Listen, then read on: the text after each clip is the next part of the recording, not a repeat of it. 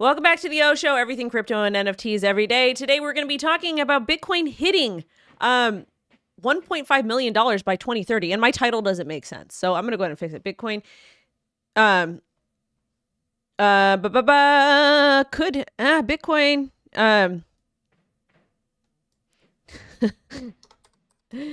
all right. Okay, there we go. Okay. So I'm here. We're here. I finally feel literally like a human being again. My kid is no longer has a fever. She feels better. She woke up sassy as all hell this morning. So that's how you know your kids are better. Obviously, she didn't have a temperature. No vomiting yesterday. No temperature yesterday, no temperature this morning, and I'm just very happy. It's the worst feeling in the world when you have a sick kid, just because there's literally nothing you can do. And I always say, I wish that anytime she's hurt or feeling something, even if it's like today she fell because she was running around the house, but it's always like you want to take that from your kid. You never want your child hurt. So she's good. She's healthy. You're going to hear her. She's going to be busy doing all these things. No, she's not getting ice cream for breakfast this morning. No, we're not giving her candy today. We're like just chilling. Okay. We're going to chill, but we're going to talk about this crazy price prediction from Cathie Wood, because why not? And of course, we're going to cover the Bitcoin weekly close, which it hasn't closed yet. And we're all going to be learning together about the changes in Bitcoin's price action due to the approval of the Bitcoin spot ETF. Yes, we have the Bitcoin futures ETF, and we kind of look to that and we look through gaps and all of those types of things. So it's going to be fun. This is going to be a fun journey. This is going to mean that I'm going to probably get into trading more traditional financial items soon. Because, why not? So it'll be fun. So this is going to be a whole entire learning process for me, because I've been straight crypto, because I never thought I belonged in traditional finance. But guess what? I've been doing this long enough to where I guess I do belong in traditional finance, because now we have a Bitcoin spot ETF. See how that works? I don't know. Anyways, also too, what else happened? I'm wearing my Fleetwood Mac thing. I actually got this on Amazon, not the thrift store. I do box. I've been boxing since I've been 16 years old. But yeah, we're here. We're going to talk about Cathie Wood's prediction. Raiders up in the chat. Raiders. Solana meme still. Printors. So if you guys don't know, we do dabble in some of the meme coins. So we'll talk about those every once in a while here and there. I don't give you guys entries or exits on that. I don't do calls. I don't do none of that stuff because it doesn't lead to anything good or not. I do give suggestions on things you should start doing your due diligence on. And I do believe that you should pay attention to Solana meme coins. However, when we're talking about meme coins, the risk there is like absolutely insane. And Tic Tac, you guys know, because we have talked a lot about that, a lot about that. So you want to play with meme coins, cool. But if you do decide to play with meme coins, you need to understand you are literally giving your money away. In 99% of the cases, you're probably going to be giving your money away. And if you're okay with that, cool. It's like getting a scratch or buying a lottery ticket or doing something like that. So just as long as you are aware of that's what's happening, cool. Have fun with meme coins. Solana ecosystem is still printing like crazy. I've heard the SUI community is printing like crazy. So there's that. Also too, somebody mentioned SQUIDGROW. SQUIDGROW is a partner of ours, but SQUIDGROW, like, even though they started off kind of as a meme token, it literally has utility. Like there's so many utility things from it. So it's not really a meme token. It's more like, to me, when I think of SQUIDGROW, it's like entertainment, because we're going to be giving you guys some entertaining things. I'm excited for it. But anyways, let's get into the crazy news. Thank you guys for being here this beautiful Sunday for me. I will do a couple altcoins if you drop them in, but I'm hungry. I want to make some Bindico. I love when you call me that. It's so sweet. Yeah, I will take a look at some altcoins because why not? But I'm not going to be on too long because I'm hungry. I only ate like a half of a banana and I want to make some egg sandwiches for everyone. So and right now D and Lo, they're running around. Who knows what those two are doing. Lo started playing piano this morning. I don't know. All right, first, before we get into the Bitcoin price action, let's take a look at this. This is from Yahoo Finance, okay? You could go and Google this up, super easy. Bitcoin could reach 1.5 million by 2030, predicts ARK Invest CEO Cathie Wood. Cathie Wood is a very intelligent human being. And it's so funny because a lot of people are pulling up pictures of her from back in the day, and she's a total fox. And it's just so funny that the way the world works, it always focuses on women's appearance instead of their actual intellect and instead of their actual capabilities. But that's fine. So that's why we get all the work done. That's why we wear the makeup and that's why we do this stuff, because that's a societal norm. Okay, so don't come for us. Don't come for us. But anyways, but basically, she said that she thinks that Bitcoin could hit 1.5 million per Bitcoin by 2030. And she cites recent approval of the Bitcoin spot ETF in the US as increasing probability of the bull case. Last Thursday, she went on CNBC and stated her case scenario sees Bitcoin reaching 600,000 by the end of the decade. Okay. However, under more optimistic conditions, she believes it could surge over 3,000% and trade at 1.5 million per coin. This revises her previous forecast of 1 million, which she gave last year. So I don't know. Do you guys think that Bitcoin could hit 1.5 million? I don't see it not happening. I think that it's definitely a strong possibility, but it takes time. It takes time. Also, too, Standard Chartered Bank, which I don't care about these TradFi a-holes. I think they're horrible. I think they're predatory, and I don't care about their predictions. But somebody says 200,000 by 2025. That's a very realistic expectation. Okay, so I can see that happening, and that's why I don't really plan on selling any Bitcoin unless we go above $100,000. But it really kind of depends. So, and that could change. And then now we have to talk about this story because this is hilarious. This is Dave Portnoy, the pizza dude. He says that he bought 1 million Bitcoin at $30,000, got scared at 20,000, accidentally sells it at 16.5, checks his account at 43,000 K. It's all in cash. But basically, he says it's a 2-minute rant. We're not going to play it because I don't have patience for it. He seems like a great guy. But again, I think what happened was I think what ended up happening was that he sold it on, it was on FTX or FTX US, whatever, and he ended up selling. I don't know the whole entire deal, but let's kind of talk about strategy here for a while. Okay. Talk about strategy. Trading, when I trade and buy Bitcoin and all of that stuff on my own, and I know most of you are capable of doing that yourselves. I don't know why Dave isn't capable of doing it, but whatever. But a lot of the interfaces, they're pretty easy. Like if you use a Coinbase will just let you buy. Okay. And if you want to sell it, you can. It's like a sell and a buy button. Okay. And a lot of crypto exchanges make this easy because they got green, buy, red, sell. And it's not like, I don't know, maybe because if he was using FTX International, that was a more complex exchange. Those are for people that were like, trading hard internationally. And FTX US was very easy to use. And then when they converted BlockFi over to part of FTX US, kind of sort of, is very easy to use as well. Thank you for the hearts. So it's not really hard to buy and sell this stuff, but I think he was using FTX. I don't know. I don't really care. But again, he said all the whatever. So it is what it is. But I guess he didn't learn about cold storage. So let's talk a little bit about strategy and then we'll cover, how to trade this stuff. Okay.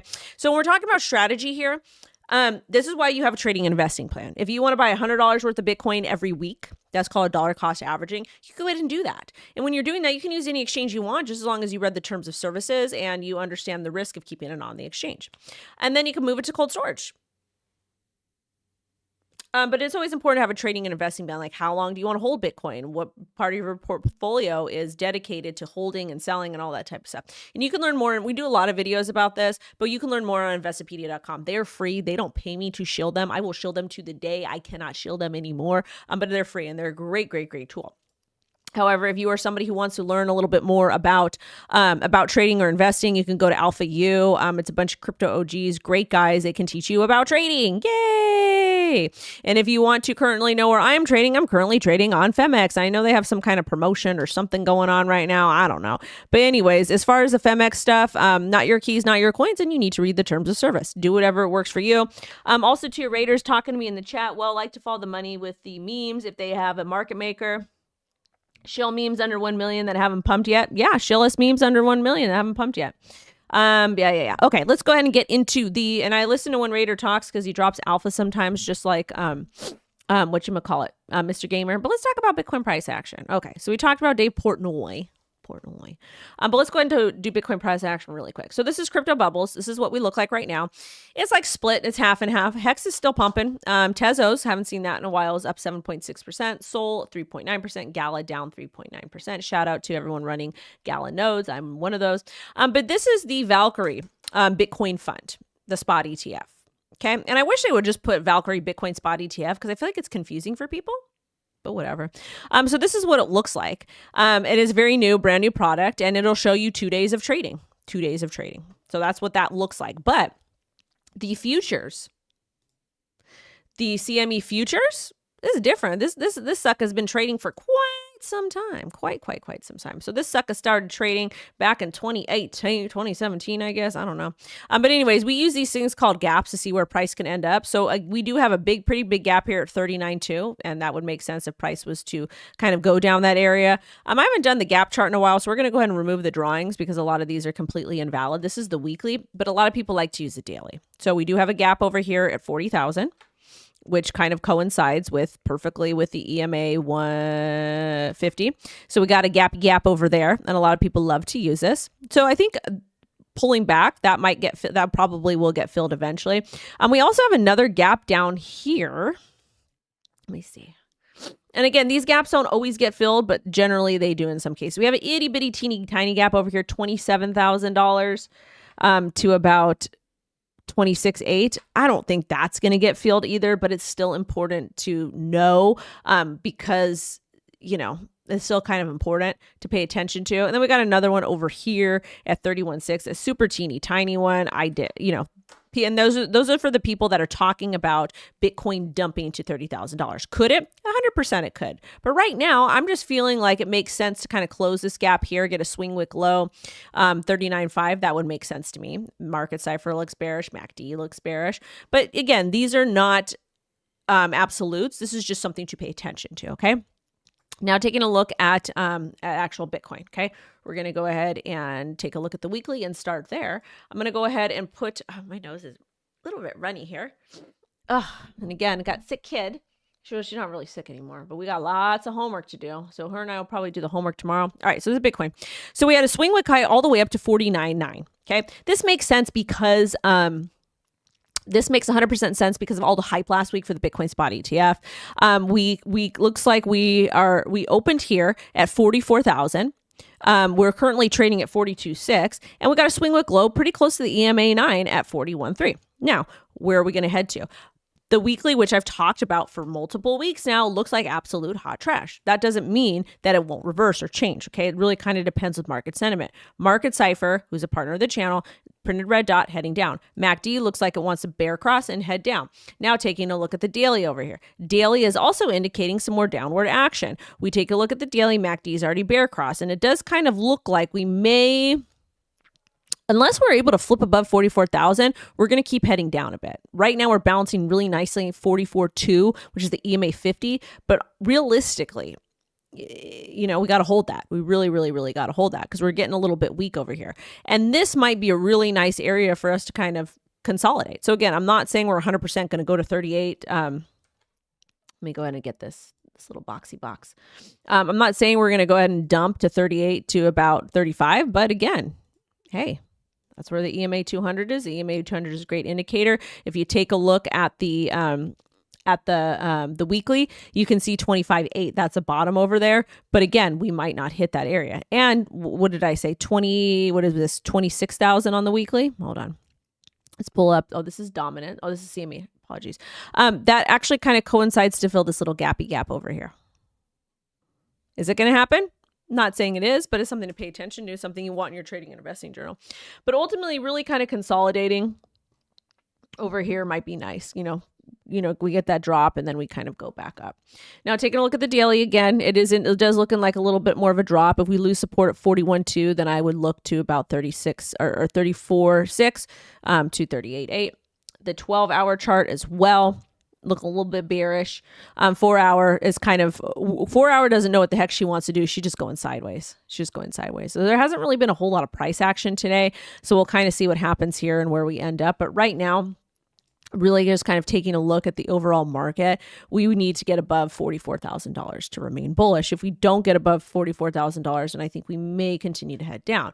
And when we kind of zoom out and look at this larger scale, this is going to be the Bitfinex chart. I'm going to go ahead and remove this.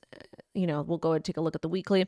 This is okay. Like this is okay. And I don't necessarily like this for us to hit like 27 or 25. That's such a big drop. I don't really think that may happen right now. I mean, we would need to kind of consult, but then again, if you look back at this price action over here when we kind of topped, Back in 2021, we went sideways for 1, 2, 3, 4, 5, 6, 7, 8, 9, 10, 11, 12 weeks. And then we had a gnarly dump. And then over here, in October 2021, 1, 2, 3, 4, 5, 6, 7, and then a gnarly dump. I'm just curious to see the date range here. And again, this is fractal based technical analysis. But I'm not saying that this is going to happen. These are things to look at, and it's okay to play with your charts and to draw lines and to do things. And if this helps you become a better trader, good for you. So we kind of consolidated at all-time high for about 91 days and dumped. Over here, we consolidated for 77 days and then 35 days and we dumped. And then right now we're really kind of consolidating here at about 45 days. So who knows? And then I want to see the price dump. Okay, so we had a dump here. This is a 50% pullback. And this is when I got wrong, when I got the target wrong. Is another 50% pullback. Let's see. Where would 50% pullback be? Yeah, that would kind of coincide over here at the EMA 200, but not too deep. But that's kind of where I screwed up when I was calling for $10,000, $12,000 Bitcoin, and that's okay. It's okay. People make mistakes. Like I'm sitting here telling you I made a mistake. It's okay. But overall, in the scheme of things, your girl did pretty good. We had 300 people watching, but I only have 88 likes. Smash the like. Stop being lazy. Stop being lazy. Okay. Somebody said ICP. We'll go ahead and take a look at that.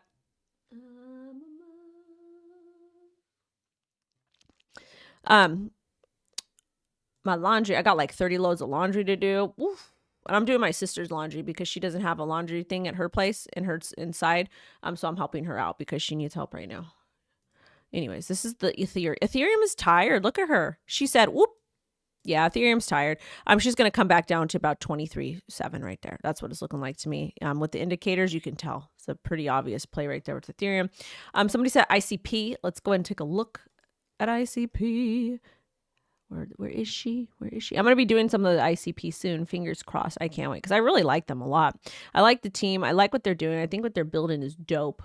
Those two, shout out to Shrapnel. They did something big in Vegas this weekend too. It looked like so much fun. So much fun.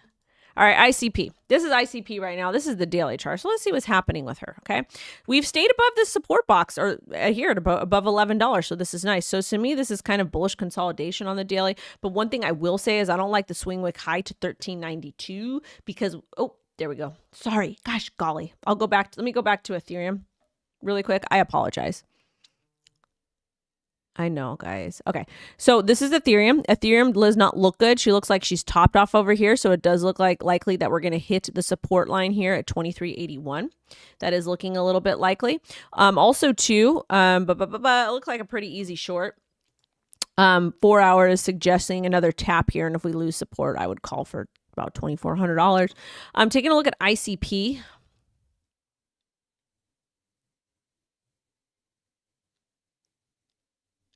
Where is she? See, Wendy. Here we go. All right, taking a look at ICP. ICP has done a really good job staying above 1116 over here, above the EMA 30, but we have had pullbacks along the way. We have conflicting indicators here. Market Cipher printed the green dot. MACD is bear crossed. I'm taking a look at the 12-hour chart. 12-hour chart is just kind of there. So to me, this is too much volatility in this range. Really, really too much volatility in this range. I would be looking for a break above 1468 or a break down below 1123. This doesn't look fun to trade right now. It really, really doesn't. I'm taking a look at Solana. Solana's been doing good. Like for those of you that love to scalp and are using my phemex ruffling, like we head down and then we popped up, we retested 104.62 and then we popped back down, back tested the trend line and we're back up and we hit 103. So this is probably fun to trade for a lot of people. Taking a look at the daily, and this is where I was saying set limit orders if you're interested. Daily don't look that good either. We've got a lot of this type of price action here. So for me personally right now, I'm just going to chill. I'm going to chill. Too much volatility.